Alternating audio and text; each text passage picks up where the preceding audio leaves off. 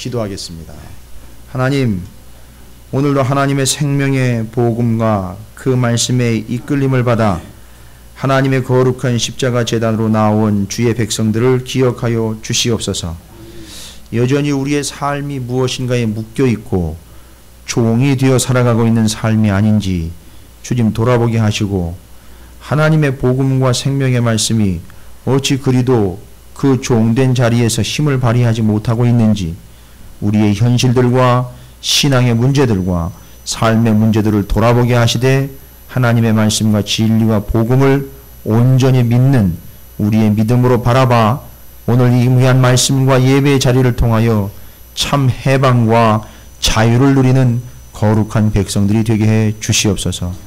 우리의 삶을 얽어매고 우리의 생각을 얽어매고 있는 수많은 죄악된 것들과 힘들과 세력들과 흐름들이 있습니다. 주여, 원하옵고 바라옵기로는 이를 위하여 주님이 오셨는데 그로부터 우리가 자유함을 누리지 못한 채로 하나님의 말씀을 붙잡고 세상과 씨름하는 참으로 남루한 영혼이 되지 않게 하여 주시옵시고, 승리하는 영혼들이 되게 하여 주시옵소서. 오늘 이 자리를 통하여, 말씀을 통하여, 은혜를 통하여 참 생명과 구원과 자유를 만끽할 수 있는 복된 자리가 되게 해 주시옵시고, 하나님께는 철저하게 구속받는 하나님의 백성들의 삶이 되게 해 주시옵소서. 주의 말씀을 깊이 있게 보게 하시고 은혜로 받게 하시며 생명으로 여기게 하여 주시옵소서.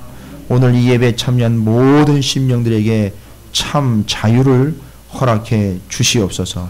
주님만을 바라보게 하시고 우리의 생명에, 또한 우리의 생명과 함께 자유의 박탈 여부를 온전히 주관하고 계시는 하나님께서 우리 구주 예수 그리스도를 통하여 주시는 은혜를 누리는 복된 시간과 자리가 되게 해 주시옵소서. 주님만 바라봅니다. 전하는 부족한 종과 받는 모든 이들이 하나가 되어 말씀의 주인이시고 주체이신 하나님만을 바라보며 그 말씀으로 이 땅 가운데 오신 예수 그리스도만을 소망하는 자리가 되게 해 주시옵소서. 감사드립니다. 예수님의 이름으로 간절히 기도 올리옵나이다. 아멘. 할렐루야. 옆에 있는 분들 축복하도록 하겠습니다. 뭐라고 축복하시느냐 하면, 진리의 말씀으로 자유를 누리십시오 라고 축복하시기 바라겠습니다. 예. 예. 이제 수학의 절기가 다가왔습니다. 여러분의 삶에도 거두어 드릴 것과 결산할 것들이 함께 풍성하게 넘쳐나기를 주님의 이름으로 축원을 드립니다. 예. 지난 시간에는 주일날이죠. 십계명의 본질과 의미에 대해서 말씀을 드렸어요. 그렇죠? 그래서 그 십계명은 하나님의 말씀이고요. 또 우리를 얽어매려고 하는 것이 아니라 결국 하나님이 우리를 구원하시기 위한 하나님의 약속이다라고 말씀을 드렸습니다. 이제 그 십계명에 이어서 오늘 말씀을 보시면은요, 실천적인 여러 가지 항목들이 나옵니다. 실천적으로 그 십계명이 근간이 돼서 삶에서 실질적으로 우리가 십계명이 근거가 돼서 이러이러한 일들과 이러이러한 상황들은 어떻게 원칙적으로 대해야 되는가, 처리해야 하는가의 실천적인 법. 그래서 십계명이 원칙법이라고 그러면 21장 이후로 나오는 법들은 실천법이라고 이야기할 수 있어요. 근데 정말요,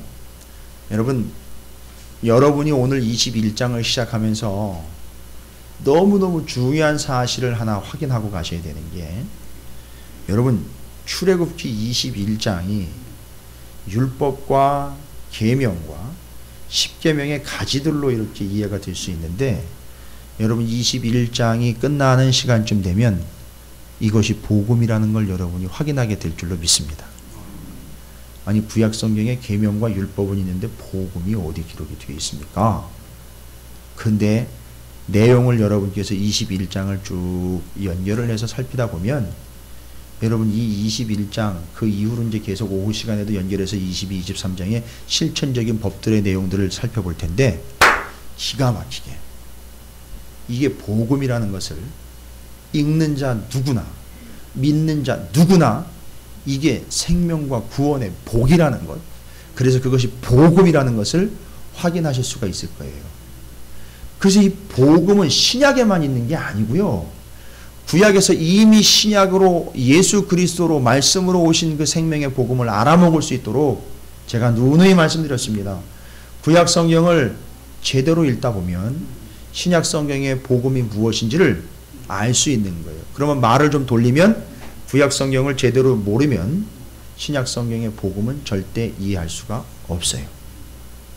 근데 오늘 21장이 그 복음을 온전히 담아내고 있다는 사실을 여러분께서는 좀 기대하셔도 좋을 것 같아요. 여러분 놀라실지 안 놀라실지 모르겠는데 여러분 그 고대 유명한 법이 있죠. 아주 유명한 법이에요. 바벨론의 수준들 대단하십니다. 예. 함무라비. 예.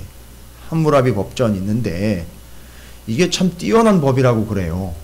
온 세계에 거의 근간이 되었다라고 이야기를 하는데 여러분 그 법 함무라비 법과는 비교도 안 될 만큼 하나님의 온전한 법으로 바로 이 10계명에 이은 21장 이후로 법들을 주셨는데 혹시 여러분이 알고 계신다면 비교하시면서 한번 말씀을 보세요. 첫 번부터 우리의 상식과 법에 대한 개념이 깨지는데요. 함무라비 법이나 고대의 유명한 나라들이 가지고 있었던 완벽하다고 여겨지는 법들과 초장부터 차이가 납니다. 완전히 틀려요. 뭘 보고 제가 말씀을 드리는 거냐면 여러분이 직접 보고 목격하시는 바예요. 함무라비 법전 그냥 인터넷으로 두드리기만 하셔도 대충 내용들은 다 이해하실 수 있어요. 근데 그 법하고 시작부터 완전히 다른데 여러분 여기서부터 이제 복음이 시작돼요. 뭔 내용이냐면 실천법이 시작이 되는데 21장 1절에 내가 백성 앞에 세울 법규는 이러하니라 라고 하나님이 모세에게 이야기하면서 첫 번째 그 법규의 내용과 대상으로 언급하고 있는 걸 여러분이 좀 확인해 보세요. 그리고 대한민국의 헌법과도 한번 좀 비교를 해보세요. 첫 번째로 히브리인들에게 주신 하나님의 법이 언급하고 있는 그 법의 대상이 누구로 소개가 되고 있죠? 내가 히브리 종을 사면 지금 첫 번째로 하나님이 모세에게 주신 이 실천법 그 법의 대상이 누가 되어 있는 거죠? 종, 노예 그들에 대한 얘기예요. 여러분 이해가 되십니까? 세계 어느 법전을 뒤져봐도요. 그 법이 처음 시작할 때 취지라든지 근본 사상이라든지 이념이라든지 대충 나와요. 우리나라 헌법도 나오면. 그런데 고대 역사가 됐던 오늘날 현실을 봤든지 간에 어느 법이든지 법이 시작되는데 첫 번째 언급하는데 종에 대해서 먼저 언급하고 들어가는 법은 이 세상 어디에도 없어요. 근데 오늘 하나님의 이 법에 출애굽기 21장에 첫 번째로 그 실천적인 내용들이 세부적으로 나올 때 제일 먼저 언급되고 있는 게 누굽니까? 종에 대한 얘기예요.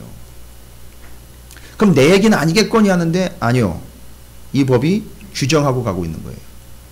규정하고 가고 있는 겁니다. 세상 열방 너희들 모두는 다 뭐와 같은 존재라는 거예요? 종과 같은 존재라는 거예요. 왜요? 변명하거나 아닌 척하지 말자고요. 우린 다 종이 되어 살아가고 있어요. 뭐의 종이 되어 있습니까? 씻을 수 없는 죄의 종이 되어 있는 거예요. 따져볼까요? 돈의 종이 돼가지고 돈 몇 푼에 벌벌벌 떨고 있는 것이 종의 모습 아니겠습니까? 그렇죠? 몇만 원, 몇천 원 때문에 사람들을 살인하고 있는 이 현실이에요. 이게 뭡니까 도대체? 돈의 종과 노예가 되어 있는 거예요. 누구네 집은 몇 평짜리를 샀대더라. 누구네 집은 몇 cc 차를 샀대더라. 뭐예요? 아닌 것 같지만 거기 노예가 되어 있는 거예요. 이미. 이거 없어지면 어떻게 하나? 이거 손해보면 어떻게 하나? 이거 떨어지면 어떻게 하나? 황 권사님이 너무 격하게 반응을 해주셔가지고 이게 종의 모습 아니겠어요? 이게 노예의 모습 아니에요. 돈, 매일 의심하지요. 부정부패, 명예, 개인주의, 인본주의, 맨날 상처받았다고 이야기하면서 그 상처를 빌미로 사람들의 관심을 끌려고 하는 이 상처에 노예된 사람들, 자존심, 추억, 그릇된 신앙, 죄의 노예가 돼가지고 살아가고 있는 게 누구 얘기예요? 우리 얘기예요. 본래 이 땅을 딛고 있는 모든 존재들이 가지고 있는 문제예요. 아니라고 이야기하지 마세요. 그 거짓말의 노예가 되어 있는 거예요. 또 어떤 사람은 입만 열면 거짓말이에요. 이제 예레미야 시대도 아니고요. 툭하면 거짓말이에요. 심각한 건 뭐 돈과 명예가 거의 대부분을 차지하고 있죠, 오늘날에. 또 어떤 이는요, 자기 건강을 챙긴다 그랬는데 여전히 그 누군가는 건강의 노예가 되어 있어요. 그래서 건강 때문에 아무것도 못해요. 죄송합니다만 자식에게도 노예가 되어 있는 이들이 있습니다. 그죠? 예. 옛 추억의 노예가 되어 있는 이들이 맨날 옛날 얘기만 해요. 예. 옛날에 내가 그랬는데, 옛날에는 내가 한때는. 여러분 그거 자랑 아니에요. 뭔 얘기입니까? 옛날에 추억의 노예가 되어 있는 거예요. 옛날에 그러면 정말 본격적으로 옛날 얘기 한번 해볼까요? 예수 믿기 전 얘기 한번 해볼까요? 그 끝나는 거예요, 그러면. 그렇지 않습니까? 그래서 우리의 이 사람의 본성 자체가 무언가에 다 노예가 되어 있는 상황이에요. 야, 21장이요. 이걸 간파하고 시작을 하시는 거예요, 하나님이. 그리고 이스라엘에게 주신 법이죠. 그렇죠? 근데 이스라엘은 원래 그러니까 430년간 여기 나오기 전에 이 법을 받기 전에 어떤 상태였습니까? 그렇죠. 430년간 애굽의 종이었었어요. 그러면 이제 그 상황을 연결을 하면 이 법은 누구에게 준 법입니까? 정확한 정황으로 이야기하면 현재 이스라엘 백성의 민족이지만 현재 종이 된 이들이 아니라 뭐죠? 종되었다가 하나님의 구원을 받은 자들에게, 그러니까 종이 되었다가 종에서 어떻게 된 자들이죠? 해방된 자들에게 준 법이에요. 그래서 하나님은 그들의 신분 자체를 언급하면서 하나님의 관심은 지금 누구에게 있는 거죠? 여전히 벗어나지 못한 채로 해방되어야 할 그들에게 관심이 있는 거예요. 여러분이 혹시나 무엇인가에 중독이 되어 있다거나 무엇인가 여전히 놓지 못하고 있다거나 돈만 얘기하면 벌벌 떤다거나 명예에 휩쓸려가지고 이런저런 누군가의 얘기에 휩쓸려가지고 누가 뭐라 그러면 그것 때문에 잠을 못 잔다든지, 남이 뭐 하면 그게 배가 아파가지고 잠을 못 잔다든지, 여러분 이게 다 노예가 되어 있는 거예요. 여전히 습관적인 죄의 노예가 되어 있든지, 하나님은 바로 그들을 향하여 관심을 갖고 있는 거예요. 그리고 이 법은 하나님은 그들을 어떻게 하기를 원하신다는 거예요. 그래서 구원하시기 원한다는 거예요. 거기서 끄집어내기를 원한다는 거예요. 이게 바로 하나님이 법을 이야기할 때 제일 먼저 종이라는 신분을 가지고 이야기하고 있는 근본적인 취지의 이유인 거예요. 그러니까 우리는 어느 누구도 하나님 앞에서 나는 완벽하게 그로부터 자유함을 얻었습니다 라고 자신만만하게 목을 쳐들 존재가 우리 가운데는 단 한 사람도 없다는 거예요. 여러분 생각해 보세요. 무엇인가는 지금 나를 붙잡고 놓지 않고 있는 것이 있어요. 핑계하지 못하게. 아닌 척하지만 하나님은 아세요. 거기서부터 벗어나지 못한 채로 계속 노예요 종의 신분으로 살아가려고 하고 있는 우리의 처지를 알고 계신다는 말이죠. 그러니까 하나님은 여기서 뭘 얘기하십니까? 나는 너를 거기로부터 구원하기를 원한다는 얘기예요. 나는 네가 거기 있으면 죽는다는 걸 알기에 나는 거기서부터 너를 끄집어내기를 원한다는 거예요. 잘못된 신앙이면 거기서부터 끄집어내야 되고, 잘못된 물질관이면 거기부터 끌어내야 되는 것이고, 잘못된 피해의식이면 거기서부터 끌어내야 되는 거예요. 여전히 거기 있다면 우리는 종이에요. 여러분 오늘 말씀을 보면 바로 그런 종들의 비참한 상황 가운데서 하나님이 그 처지와 상황들을 규정을 해주고 계시는데 참 재미있어요. 2절부터 쭉 설명이 되고 있는 그 내용들을 잠깐만 좀 읽으면서 제가 설명을 드리면, 내가 히브리 종을 사면 왜 이 히브리 같은 동족이 종이 되었을까요? 돈 때문에요. 돈을 갚고, 돈을 꾸고 돈을 못 갚은 거예요. 또 빌려갔는데 못 갚는 거죠. 그 다음에 피해를 줬어요. 다른 사람이 피해를 줬는데 이게 뭘 다른 거 갚을 수가 없는 거죠. 그럼 어떻게 돼요? 자기가 몸으로 떼워야죠. 이런 경우가 되는 거예요. 그러니까 종이 되어, 종이 등장하고 있는 이 시대에 히브리 종을 사면, 그렇죠, 그런 여러 가지 문제로 인해서 종을 산 거예요. 그러니까 그 상대방이 내게 종이 되어버린 거죠. 6해 동안 섬길 것이요 7째 해에는 몸값을 물지 않고 나아가 자유인이 될 것이며.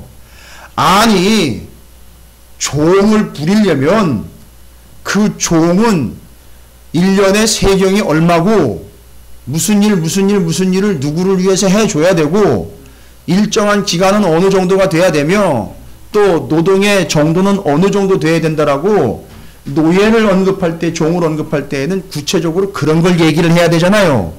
근데 이놈의 법은요, 하나님의 모세에게 이스라엘에게 준 법은 무엇부터 전제를 하고 있어요? 7년째 되는 해에는 반드시 뭐하라? 자유인이 되고 놔주려는 거예요. 그게 누구 뜻이 되는 거죠? 하나님의 뜻이 되는 거예요.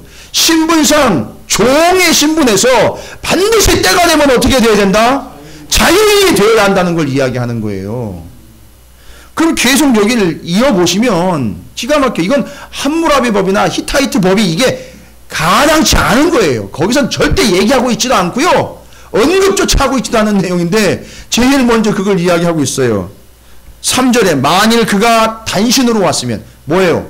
혼자 들어왔으면 어떻게 하라는 거죠? 단신으로 나아가라는 거죠. 그런데 장가들은 채로 들어왔으면은요, 그 아내를 같이 데리고 가. 만약에 그 사이에서 아이가 태어났으면 그 아이도 같이 나가는 거예요. 그러니까 그렇게 규정을 하고 있습니다. 정황상 다 설명을 드리는 거예요. 만일 그런데 4절입니다. 상전이 종이 되어 들어온 상태에서, 종이 된 상태에서 상전이 그에게 아내를 줬어요. 그렇게 되면 그의 아내나 또 아이를 낳게 되면 어떻게 될까요? 아들, 딸을 낳게 되면 그 아내와 그 자식들은 누구한테 속하게 되는 거죠? 상전에게 속한 게 돼. 이건 명확하게 하자는 거예요. 그는 어떻게 돼요? 나갈 때는 단신으로 혼자 나가야 되는 거죠. 자, 여러분, 이 1절부터 11절까지 계속 나오고 있는 내용인데, 자, 5절, 6절은 좀 넘어가 보겠습니다. 7절에 보시면 사람이 자기 딸을 여종으로 팔았으면 그는 남종같이 나오지 못할지며. 왜 자기 딸을 여종으로 팔았을까요? 그 남자가 그 딸을 여종으로 받아들이는 이유는 하나예요. 결혼하려고 받아들인 건데, 이제 그런 상황을 전제로 하고 얘기합니다. 8절에 만일 상전이 그 여자를 기뻐하지 아니하면 마음에 두지 않는 거예요. 마음에 안 드는 거예요. 상관하지 아니하면이라는 말은 그와 결혼관계를 맺고 싶지 않다면 그를 어떻게 하래요? 속량하래요. 뭐예요? 놔주라는 거예요. 풀어주라는 거예요. 상전이 그 여자를 왜요? 속인 게, 왜? 데려다가 결혼하려고 데려온 건데 그거는 그렇게 안 했으니까 그건 그 여자를 속인 거나 마찬가지니까 풀어주라는 거죠. 그런데 상전이 그 여자를 속인 것이 되었기 때문에 외국인한테는 절대 팔면 안 돼. 다른 나라, 다른 사람에게는 팔면 안 된다는 거예요. 자, 지금 뭐 헌법이나 법률 시간은 아닌데 여러분 잘 이해를 하셔야 돼요. 자, 보시면 이제 여기에 본 뜻이 담겨 있기 때문에 쭉 이해를 하는 겁니다. 9절에 만일 그를 자기 아들에게 주기로 했으면 그를 어떻게 대우하래요?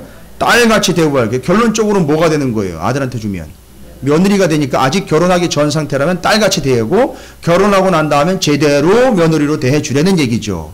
그죠?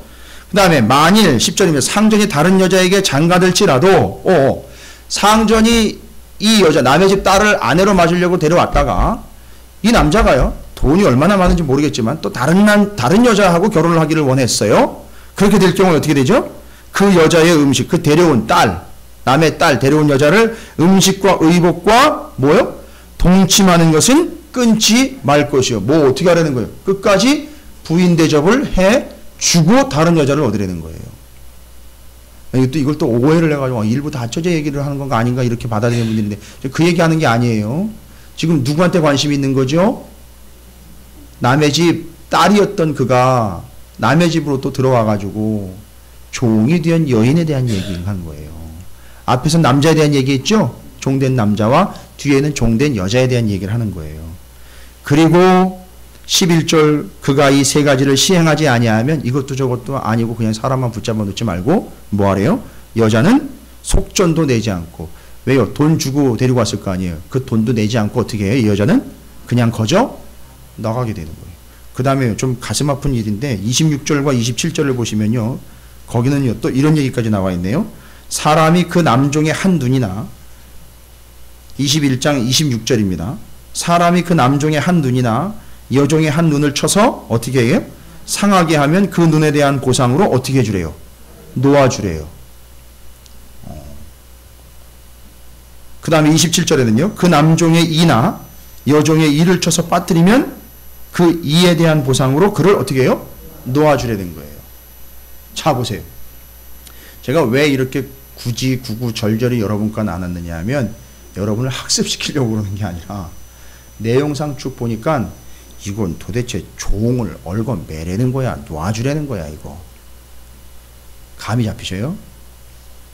이 종을 데리고 와가지고 효과적으로 종을 구속해가지고 효과적으로 종을 써먹는 법이 아니라 하나님의 마음은 잘 보세요. 어떻게 해서든지 이 종된 자를 뭐 하려고 하는 거죠? 풀어주려고 하는데 목적을 두고 있는 거예요.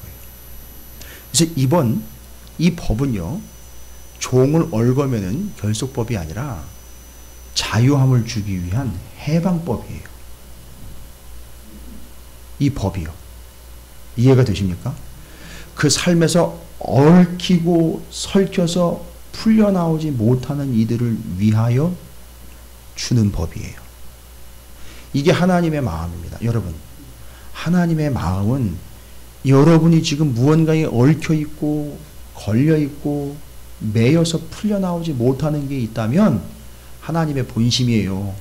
여러분, 의심의 눈초리로 저를 보지 마시고 하나님 마음이 그렇다는, 진짜 하나님 마음이 그렇다는, 오죽하면 법으로 아예 보여주셨겠어요. 나는 네가 거기서 영원히 종 노릇하는 종의 신세로 피땀 흘려가면서 그냥 거기 얽매이는 삶 말고 네가 거기서 나오기를 바란다.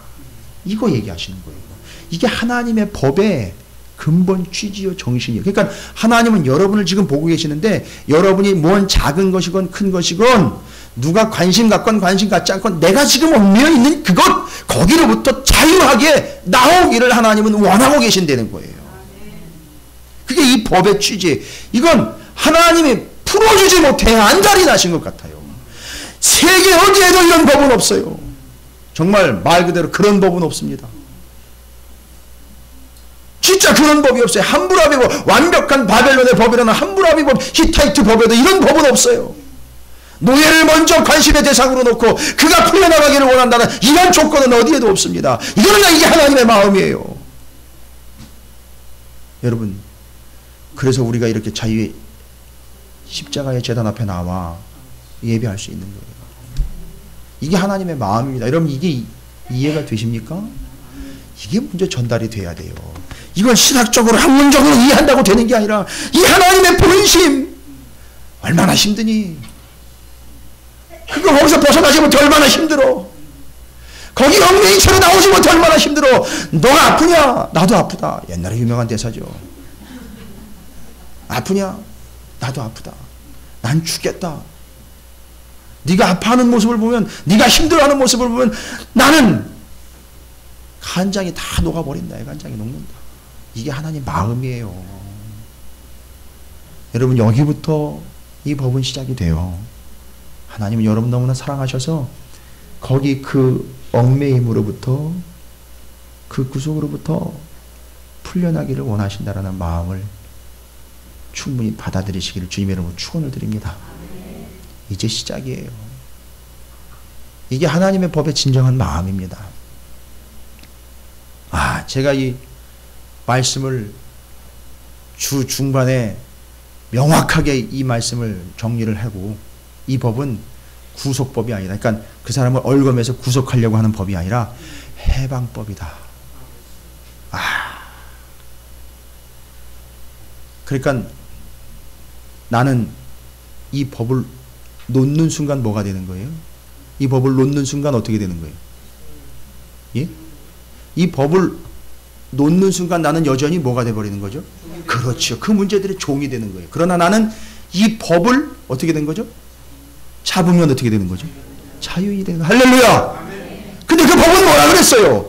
원래 법은 법규, 규칙 그것이 아니라 원래 지난주에 말씀한 거잖아요. 법, 하나님의 할렐루야. 그 말씀은 우리를 얽어내려고 주신 게 아니에요. 우리를 얽어내고 있는 이 현실의 비참함 속에서 우리를 어떻게 하시려고요? 자유케 하려고, 풀어주려고 주신 게 하나님 말씀이에요. 그러니까 그 말씀을 놓으면 우리는 세상에 얽어내인 종과 같은 존재가 될 수밖에 없고요. 그러나 우리가 더 치열하게 하나님의 말씀에 얽매인 자가 될수록 우리는 어떻게 되는 거죠? 자유의 영혼이 된다는 거예요. 할렐루야. 하나님의 말씀을 우리에게 그렇게 주신 거예요. 이 법을 우리에게 그렇게 주신 겁니다. 여러분, 잠깐 우리가 좀 생각해 보면 좋겠습니다. 누구한테 얘기할 필요 없잖아요. 하나님이 아시니까. 내가 지금 자꾸 얽매이고 있고 그것이 종과 같은 신세가 되어 그것이 벗어나지 못하고 있는 문제 있잖아요. 근심이 될 수도 있고 미움이 될 수도 있고 또 돈 문제가 될 수도 있고 또 명예에 대한 얘기가 될 수도 있고 다른 사람들과의 관계에서 오는 그런 이상한 문제들일 수도 있고요. 심지어는 잘못된 신앙일 수도 있어요. 여러분, 하나님 앞에 솔직하게 일단 고백을 하세요. 그리고 여러분에게 다른 답이나 정답을 드리는 것이 아니라 명확하게 하나님의 마음은 네가 내 법을 붙잡는 순간 너는 거기로부터 자유다 라는 거. 내가 얘기했다 이게 지금 하나님 말씀했다는 거예요. 놀랍죠. 하나님은 우리를 어렵게 하거나 지인 땅 고생이나 시키려고 끌어내시는 분이 아니라 끌어내서 보니 애굽을 돌아보니까 어떻게 되는 거죠? 이제 광야에서 애굽을 보니까 아유 저길 왜 나왔나, 저걸 왜 나왔나. 그러나 이 법의 취지대로 이야기하면 애굽을 보면서 야 거기서 내가 네 그렇죠 나왔구나. 할렐루야. 아멘. 여러분이 여러분의 문제를 그렇게 바라보게 되시기를 주님의 이름으로 축원을 드립니다. 아멘. 그래서 이 법을 받으면서 애굽을 보니 야 내가 거기로부터 나왔구나, 거기로부터 해방이 됐구나 말씀을 받는 순간 깨닫는 거예요. 그러니까 이제는 뭘 붙잡아야 되는 거예요? 말씀을 붙잡는 거예요. 그게 여러분에게 자유요 해방이 될 줄로 믿습니다. 그 다음에 이 법은요 정말 아주 명확하고 분명합니다. 아주 단호하게 얘기를 하는데 12절부터 17절까지 있는 내용들을 쭉 보니까 마찬가지로 저 뒤쪽에도 나와 있는데 12절에는요 사람을 쳐 죽인 자는 반드시 죽일 것이나. 무서운데요. 어쨌든 이것도 근본 취지를 이해를 하셔야 돼요. 만일 사람이 고의적으로 한 것이 아니라 나 하나님이 사람을 그의 손에 넘긴 것. 이건 저는요 12절도 참 좀 충격이지만 13절이 더 충격이에요. 심지어는 그 사람한테 이런 얘기, 이 사람한테 이걸 어떻게 얘기를 해야 돼요? 오해 없이 받으세요. 이 사람한테 저놈 제거하려고 이 사람을 썼다는 거예요. 여러분 이해가 되세요? 죄송합니다. 뭐 이놈 저놈 해가지고 죄송한데 이 사람한테 저놈 제거하려고 쓰신 거예요. 여러분 제발 이 인생 되지 마시길 바랍니다. 그렇다고 또 이 인생 되는 것도 쉽진 않아요. 그죠? 다른 거 볼 필요 없죠? 주의 말씀만 붙잡는 거예요. 근데 이 법의 내용을 보니까 그래서 고의로 한 것이 아니라 나 하나님이 사람을 그의 손에 넘긴 것이면 내가 그를 위하여 한 곳을 정하리니. 이게 바로 이제 도피성 얘기하는 거예요. 그 사람이 그리로 도망할 것이며 뭐예요? 이 사람 죽어야 되는데, 그죠? 원칙대로 하면 살게 되는 이유를 하는 거죠. 그 다음에 사람이 그의 이웃을 어떻게 죽여요? 14절에 고의로 죽였으면 너는 그를 내 제단, 뭐예요? 예배 드리고 있는 중이라도 제단으로 올라가고 있는 중에도 끌어내려가지고 쳐 죽이라는 거예요. 사람을 고의로 죽인 자는 그 사람을 쳐 죽인 그 죄에 합당하게 예배를 드리고 있는 중이 됐건 뭐건 상관없이 내 명령이니까 난 그따위 예배는 받지 않으니까 그놈 예배는 받지 않을 테니까 끄집어 내가지고 어떻게 하라는 거예요? 죽이라는 거예요. 여러분 너무 제가 격하게 얘기를 해가지고 하나님이 아주 응징을 하시는 분으로 이해를 하실 수 있는데 여기에는 아주 깊은 뜻이 담겨 있습니다. 사람이 이웃을 고의로 죽였으면 너는 그를 내 제단에서 잡아내려 죽일지니라. 그 다음에 이제 15절부터 17절까지 부모님에 대한 이야기인데 아버지를 어머니를 저주하는 자 죽이고 사람을 납치한 자가 그 사람을 팔았든지 자기 수하에 두었든지 그를 반드시 죽여라. 자기 아버지나 어머니를 치는 자는 반드시 죽여라. 여기다 죽인다는 얘기는 뭐를 뺏어야 되는 거죠? 그 사람을 죽인다는 건 뭘 뺏는 거예요? 그 사람에게서? 돈이요? 건강 잠깐 뺏는 거 아니죠? 뭘 뺏는 거죠? 생명, 목숨을 아예 뺏어야 되는 거죠. 왜요? 한 사람의 목숨이 그만큼 중요하기 때문이에요. 가치가 있기 때문입니다. 따라서 이건 결론적으로 죽인 자면, 고의로 죽인 자면 그의 생명도 뺏어야 된다고 하지만 잘 보세요. 이 한 사람의 값어치는요, 다른 것으로 바꿀 수가 없고 이 사람을 살리기 위해서는 뭐가 투자가 돼야 되는 거예요? 결론은 생명이 투자가 돼야 되는 거예요. 그 한 사람의 값어치는 다른 이 세상의 어떤 물건이나 상황으로 바꿀 수 있는 게 아니고 이 사람의 값어치는 그 생명으로 바꿀 수밖에 없다는 거예요. 그러니까 생명을 함부로 다루지 말라는 거고 결국 이 사람의 값어치는 생명의 값어치라는 얘기죠. 그러니까 건들지 말라는 거예요. 함부로 건들지 말라는 거고 그 값이, 그 값어치가 그 가치를 위해서는 반드시 이 사람의 생명을 위해서는 이 사람의 생명이 반드시 들어가야 되는 거예요. 여러분 이걸 이해가 되십니까? 그 생명을 위해서는 또 다른 생명의 희생이 있어야 되는 거예요. 이 생명을 지키려면 생명을 다해 그 사람을 지켜내야 된다는 거예요. 왜요? 죽고 난 다음에 보상의 개념으로가 아니라 죽기 전이라고 보면 이 사람 죽지 않도록 어떻게 해야 되는 거예요. 그러니까 생명을 다해 지켜내야 되는 거예요. 이 사람이 그렇게 죽으면 그 생명 뺏어가는 것처럼 이 사람 죽지 않게 하려면 어떻게 해야 되는 거죠? 생명 다해 지켜내야 되는 거예요. 이게 두 번째 법이에요. 이게 아주 명확하고 무서운 법이라고도 이야기할 수 있는데 아니요. 하나님은 명확해요. 그 한 사람의 생명은 생명으로밖에 바꿀 수가 없다는 거예요.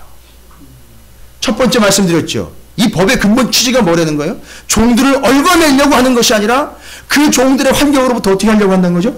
자유하게 하려고 한다는 거예요. 하나님이 그걸 원하고 계신다는 거죠. 그 다음에 두 번째 이 살인죄에 대해서 적용을 하실 때 하나님 뭐라고 했어요? 생명을 들여서 그 생명을 지켜내야 되는 걸 이야기하잖아요. 그죠? 생명을 취했으면 그 사람의 생명도 취해야 된다는 거잖아요. 그러니까 그 사람을 살리려면 어떻게 살려야 돼요? 생명 다하여 살려내야 되는 거예요. 여러분 이게 이 법의 근본 취지입니다. 어렵지 않죠? 제가 여러분 다시 한번 나중에 읽어보시면 제가 이렇게 말씀으로 전해드린 내용들이 연결이 되면서 정리가 되실 거예요. 이제 한 가지만 더 이 법 안에 이 실천법 안에 나와 있는 참 기가 막힌 의미들 요소를 제가 세 가지만 말씀을 드리는데 오늘 두 번째는 벌써 말씀드렸어요. 세 번째로 말씀을 드리려고 하는 것은 뭐냐면 5절과 6절이에요.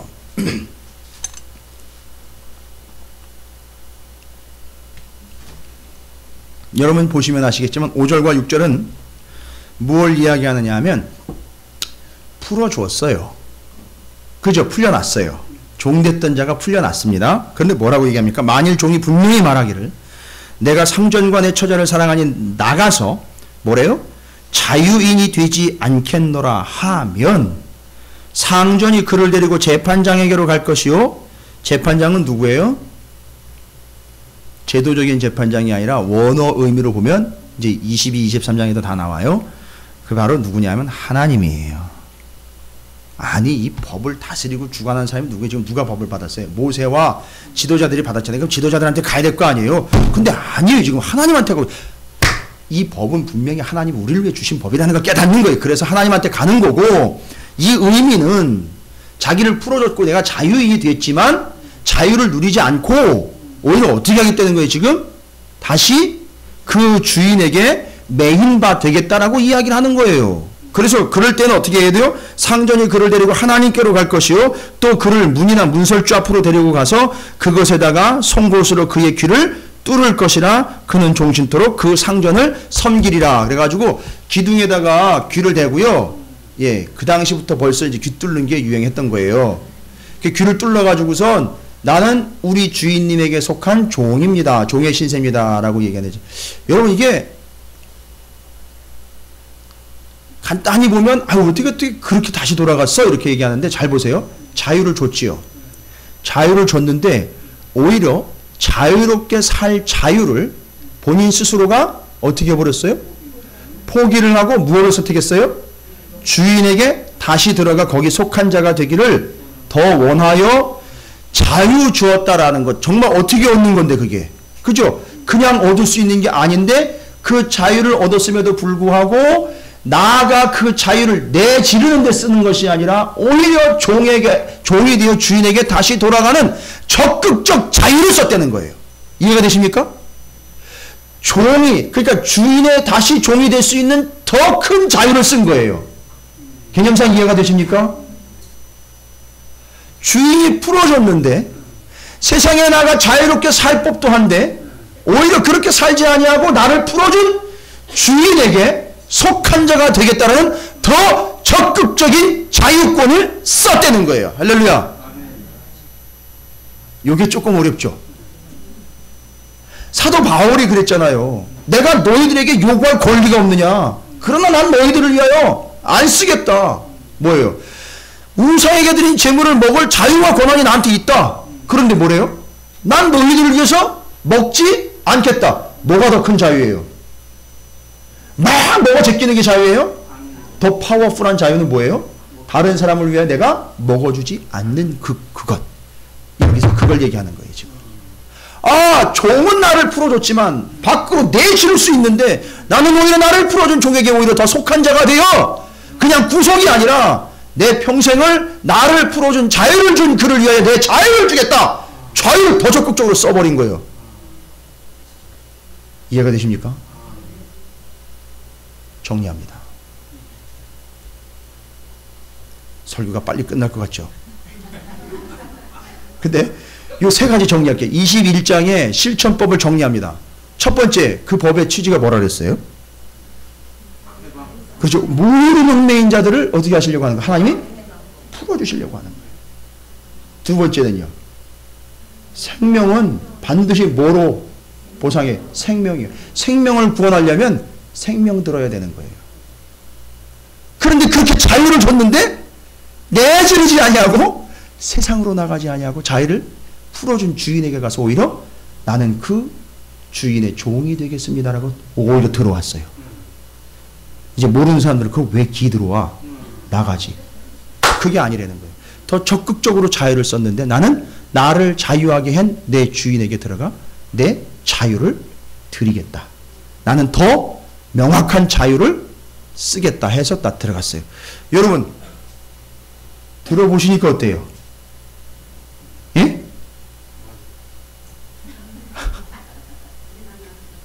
보세요. 나를 자유하게 하는 법. 생명 드리지 않으면 얻을 수 없는 자유. 생명. 나를 자유하게 한 이에게 다시 돌아가 그를 위하여 나의 전생을 온전히 드릴 수 있는 더 적극적인 자유. 뭡니까? 이게 뭐예요? 이게 복음이에요. 이게 예수예요. 이게 예수 그리스도를 통한 참 생명과 구원의 복음이라는 거예요. 그러니까 이 실천법 21장을 통하여 우리는 뭘 볼 수 있느냐? 장차 오실 예수 그리스도께서는 이 역할, 이걸 완성해내시고 이 법을 우리에게 주시려고 우리에게 완성시키기 위하여 오셨을 때에 알아먹으라고. 그래서 이 법은 장차 우리에게 오실 복음이며 생명이며 구원인 예수 그리스도 그 복음의 그림자인 거예요. 할렐루야. 그래서 진정한 자유를 원한다면 여러분이 가지고 있는 문제와 아픔과 고민과 여전히 벗어나지 못하고 3, 40년 아니 평생 동안 벗어나지 못한 그 굴레에서 진짜 자유키를 원한다면 뭘 붙잡으세요? 예수 복음을 붙잡으라는 얘기예요. 그게 여러분을 자유하게 할 거고 그것만이 유일한 정답이라는 거예요. 여러분을 자유하기 위해서 예수님은 뭘 희생하셨습니까? 생명을 내어놓으신 거예요. 그건 어느 것도 바꿀 수 없습니다. 그런데 심지어는 이단에게 영혼을 팔아먹고 거짓된 교리에다 팔아먹고 감정에다 팔아먹고 있습니다. 절대 그런 어리석은 짓 하지 말라는 거죠. 그 생명을 구원하기 위하여 생명을 줬다는 거예요. 여러분, 이 사실이 여러분에게 더 적극적인 신앙생활을 권면하고 있습니다. 주님께 더 적극적으로 나아오라는 거죠. 구원에 대한 더 적극적인 선포가 있어야 되는 겁니다. 신앙의 반응에서 더 적극적으로 반응하시라는 얘기예요. 끝으로 나가라고 풀어줬으면 나가서 내 지르면 되지 않습니까? 편안하게 살면 되지 않습니까? 그런데 어떻게 해요? 풀어준 주인에게 아니요, 나는 그건 아니고 주님께 다시 돌아와. 나는 죽고 주인님 사는 예수가 사는 삶을 살겠습니다. 우리의 삶이 이런 삶이 되어야 된다는 거죠. 나는 죽고 예수가 사는 삶. 나는 죽고 예수로 사는 삶. 이제 내 삶은 나를 자유케 한 내 주인 예수 그리스도 하나님 아버지를 위한 평생의 삶이 되겠습니다 하고 두 손 들고 누구에게 돌아옵니까? 주께 돌아옵니다. 그가 진정한 자유인이요 해방을 경험하며 복음의 사람이며 구원받은 사람이라는 사실을 잊지 마시기 바랍니다. 여러분, 이게 바로 복음입니다. 구약에서도 이 복음을 이야기하고 있고 언급하고 있습니다. 혹시라도 이 이야기가 동의가 되지 않고 말씀이 동의가 되지 않는다면 둘 중 하나예요. 제가 말씀을 시원찮게 전했든지 아직도 여전히 뭐 하지 못한 상태예요? 예, 벗어나지 못한 상태예요. 벗어나지 못했다는 얘기는 예수고 복음이고 뭐고 지금 아무것도 만나지 못했다는 거예요. 다른 핑계가 없어요. 그런데 이게 출애굽 이후서부터 계속 복음이 이렇게 제시가 됐던 거예요. 이렇게 복음을 제시를 했음에도 불구하고 여전히 우리는 복음을 받아들이지 않고 있다는 거예요. 여러분이 복음을 잡아야 그 구속으로부터 그 얽매임으로부터 벗어날 수 있어요. 악착같이 생명과 구원의 복음 그 말씀을 악착같이 붙잡아야 거기서 나오실 수 있어요. 그게 우리의 해답이에요. 예수는 그것 때문에 목숨을 내 놓으셨어요. 또한 우리는 우리의 신앙의 온전한 반응으로 나를 구원하신 예수를 위한 내 삶으로 온전히 내 평생을 이제 드리길 결단하는 겁니다. 이게 복음의 힘이요, 이게 복음의 파워고, 이게 복음의 효과입니다. 여러분, 누구를 위하여 사십니까? 여전히 속박된 그것을 위하여 살고 있다면 여러분은 여전히 출애굽의 광야 거기서 그냥 진전 없는 상태 그대로인 거예요. 그러나 우리는 하나님께서 허락하신 그 은혜와 복음과 구원이 우리에게 임했다는 사실을 알고 그 어느 누구도 쉽다 하지 않은 개척의 길을 함께 하면서 우리를 구원하신 예수 그리스도를 온전히 믿음으로 생명으로 말씀으로 받아들여 여기 와 있는 겁니다. 여러분에게 이 구원과 생명의 복음을 절대 잊지 말라고 하나님은 아예 뭐로 주셨습니까? 법으로 주셨고 따라서 이 법을 주님이 오셔서 어떻게 한 겁니까? 완성하신 거예요. 그러니까 이 복음이 이거라는 걸 내가 그 복음이라는 걸 내가 그 법이라는 걸 나타나셔서 내가 바로 그 21장이야. 내가 바로 그 22장이야. 내가 바로 그 법이야 라고 이야기하시면서 완성을 해내셨고 그걸 우리는 법이라 이야기하지 않고 복음이라고 이야기할 뿐입니다. 그러니 구약에 어디 은혜가 없습니까? 구약은 율법이고 신약은 어디 은혜의 시대라고 감히 함부로 이야기를 합니까? 구약에 은혜가 없다면 신약에도 여전히 예수는 없는 거예요. 여기서 복음이 없으면 신약에도 구원이 없는 거예요. 그래서 구약에서는 계속해서 하나님의 은혜로 구원받는다는 이야기를 이렇게 해방의 이야기요, 생명을 대속하는 이야기요, 주인된 자에게 오히려 적극적으로 자기 자유를 바쳐드리면서 삶을 살아가는 종들의 참모습이 우리의 모습이 되기를 바라는 마음으로 말씀하고 계신다는 사실을 잊지 마시고, 여러분, 여러분의 삶에 하나님의 말씀이 복음과 생명이 되어 그 은혜와 구원과 감격과 자원함의 믿음이 여러분에게 넘쳐나게 되시기를 주님의 이름으로 축원을 드립니다. 다른 거 붙잡지 마세요. 생명의 복음의 말씀만 악착같이 붙잡으시길 바랍니다. 내 핏값은, 내 생명의 값은 예수의 값어치라는 걸 잊지 마시기 바랍니다.